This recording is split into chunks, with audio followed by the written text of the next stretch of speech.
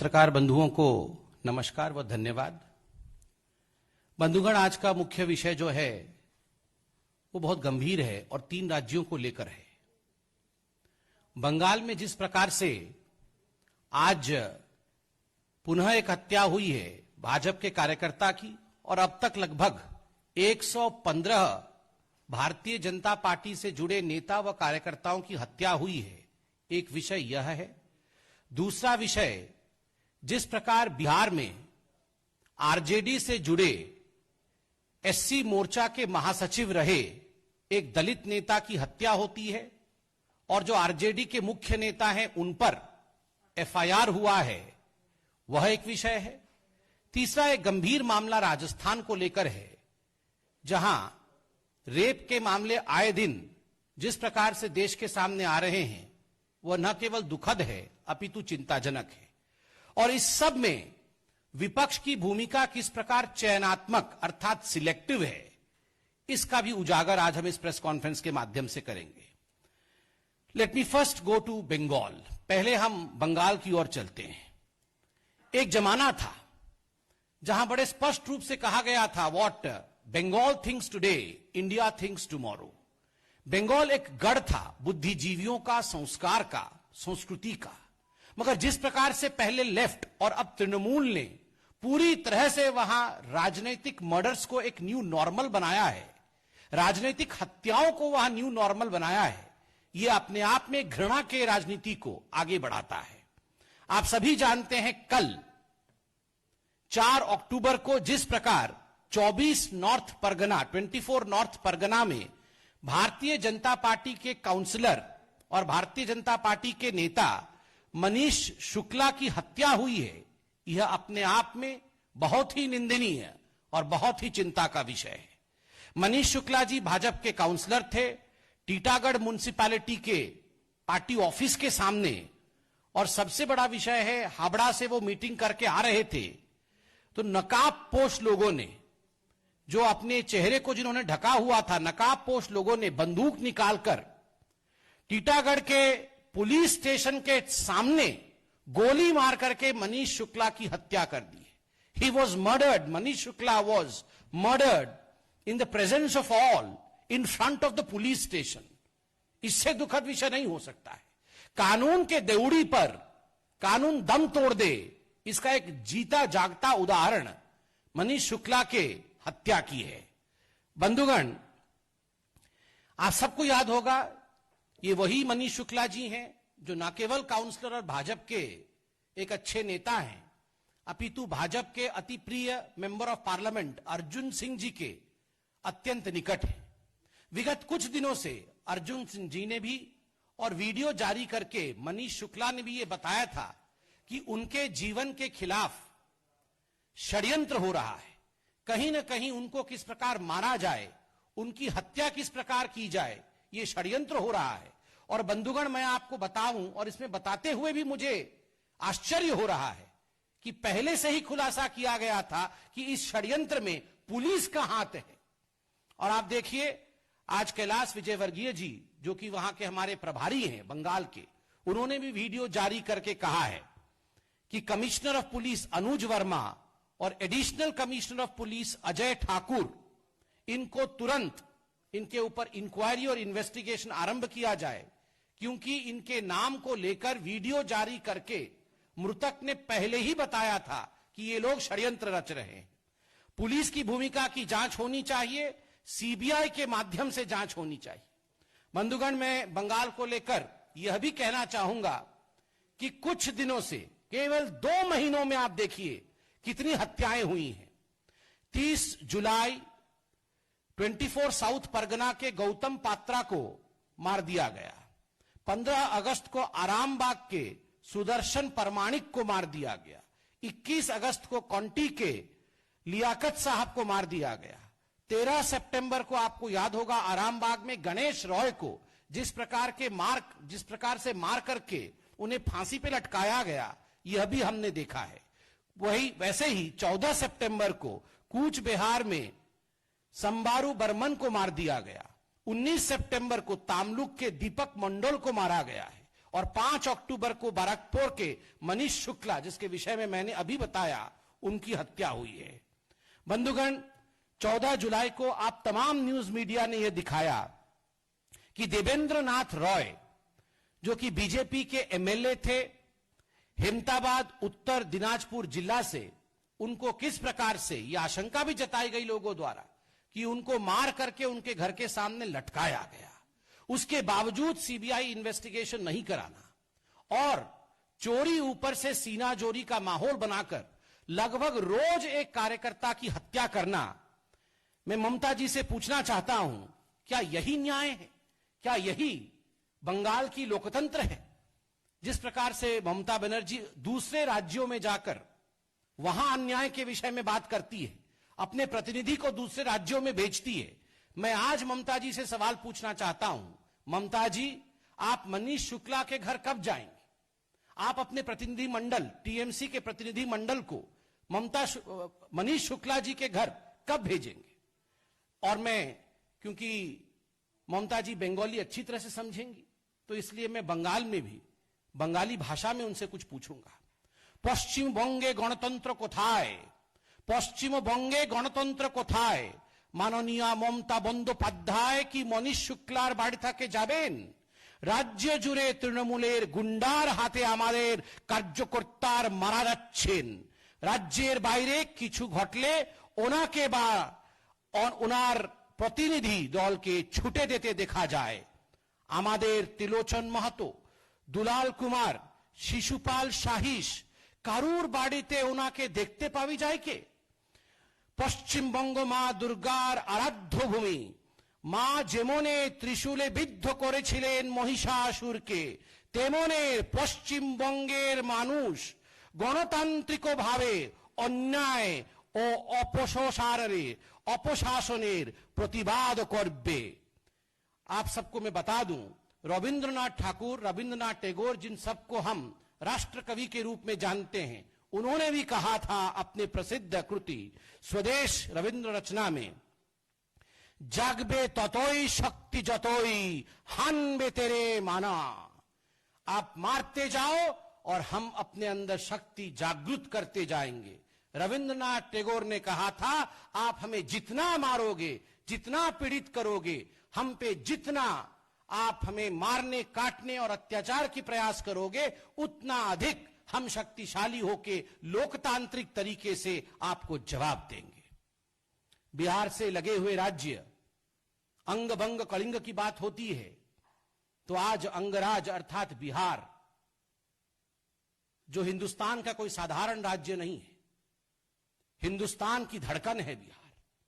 और जिस प्रकार की राजनीति बिहार में आज हम आरजेडी में देख रहे हैं, बहुत सारे सवाल आज आरजेडी को देना होगा।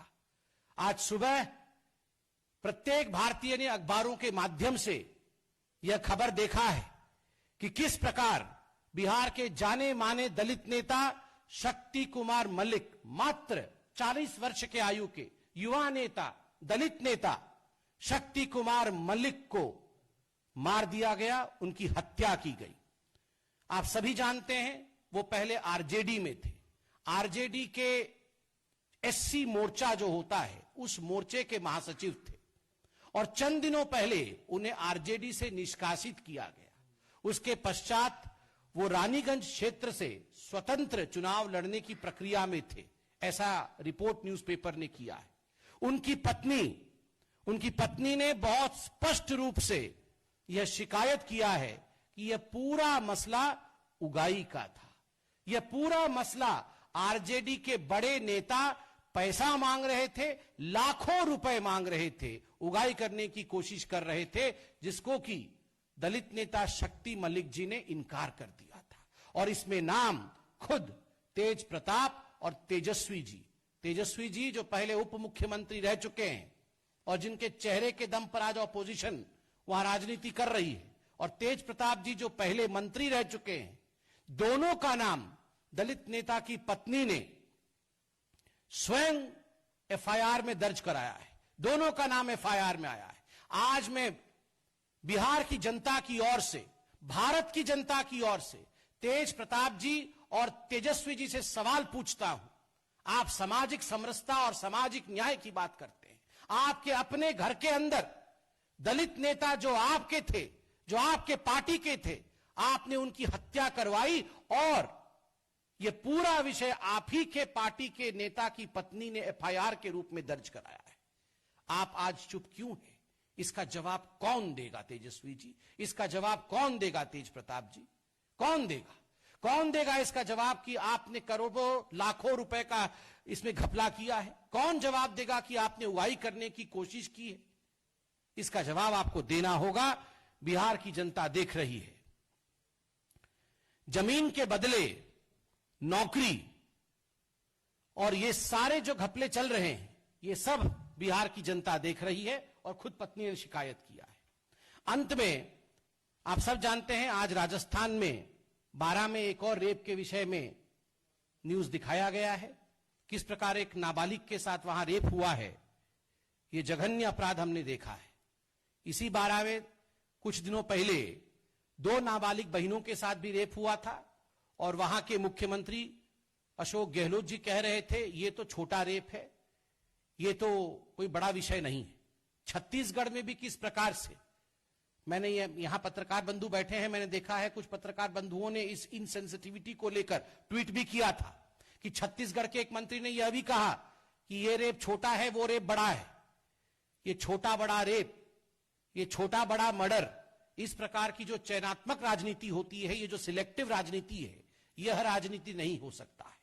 आज विपक्ष को जवाब देना होगा कि हर विषय में जो पॉलिटिकल टूरिज्म करते हैं, आखिर मनीष शुक्ला हो चाहे शक्ति मलिक हो, और जो नाबालिग बहनें हैं 12 में, उनके घर ये सारे लीडर्स कब जाएंगे न्याय मांगने के लिए? बहुत बहुत धन्यवाद। कोई सवाल इसी से जुड़ा हो तो सवाल पूछिए।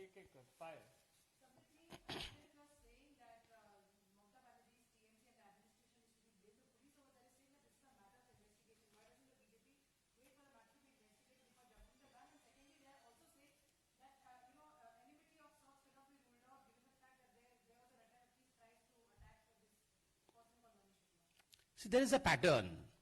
I mean, as far as Bengal is concerned, Bengal has literally converted itself, thanks to TMC's way of functioning, into the killing fields of BJP Karyakartas.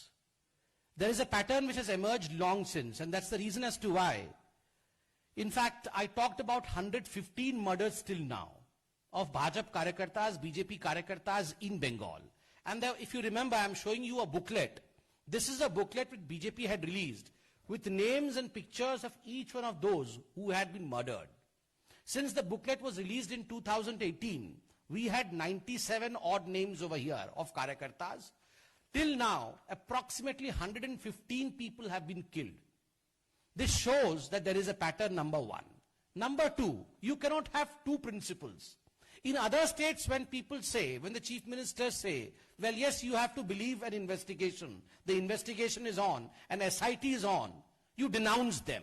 But in your state, you say that no political party should, in fact, hold a press conference or raise questions just because an investigation is on. Mr. Kailash Vijayvargiya and other top leaders of Bharatiya Janata Party in Bengal have demanded a CBI probe. Will Mamata Banerjee allow a CBI probe to be held in this case is the question that we are raising.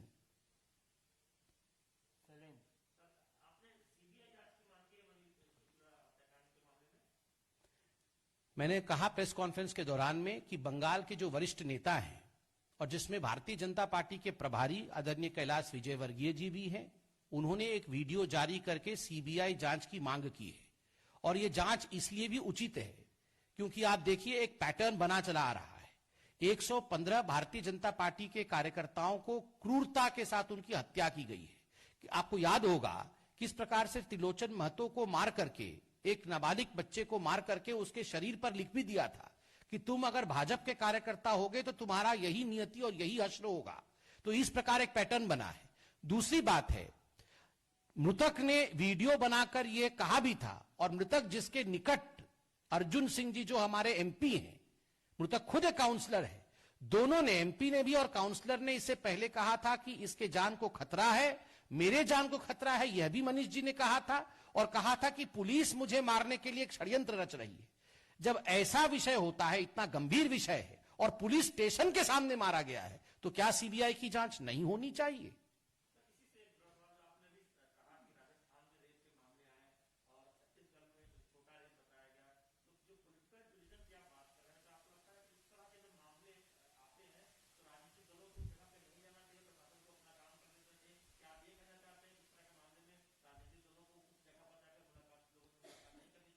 देखिए, भारत एक democratic country है, एक लोकतांत्रिक देश है। विपक्ष का कर्तव्य है कि जहां भी उनको लगे कि कुछ भी अन्याय हुआ है, अगर उनको लगे भी, तो वो अपनी आवाज को बुलंद कर सकते हैं। किंतु देश के अंदर वैमनस्यता फैलाना, जातियों के बीच वैमनस्यता फैलाना, लड़ाई करके दंगे करवाने की कोशिश करना, ये सब हमने सीएए के समय दिल्ली में देखा है। धर्मों के बीच जिस प्रकार से लड़ाई करवाई गई, 50 लोगों से अधिक की मृत्यु हुई है।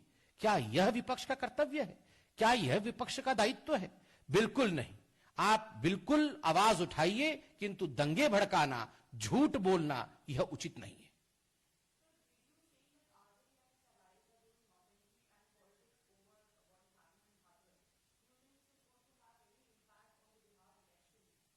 See, as far as Bihar election is concerned, election is a separate issue.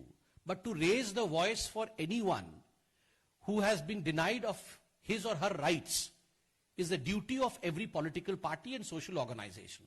And in today's press conference, keeping aside elections and what other leaders have said, our simple question is to one of the leading parties in Bihar, the RJD, and the two top leaders of RJD, Tejaswi and Tej Pratap, that one of your own leaders is dead. He was Dalit. He was removed by your party. He had, through a video before his death, said that my life is in danger. That extortion, in fact, the RJD and Tejaswi and Tej Pratap were extorting money from me. They were demanding money from me. The wife of the slain leader has also accused the same. An FIR has been lodged against Tejaswi and Tej Pratap.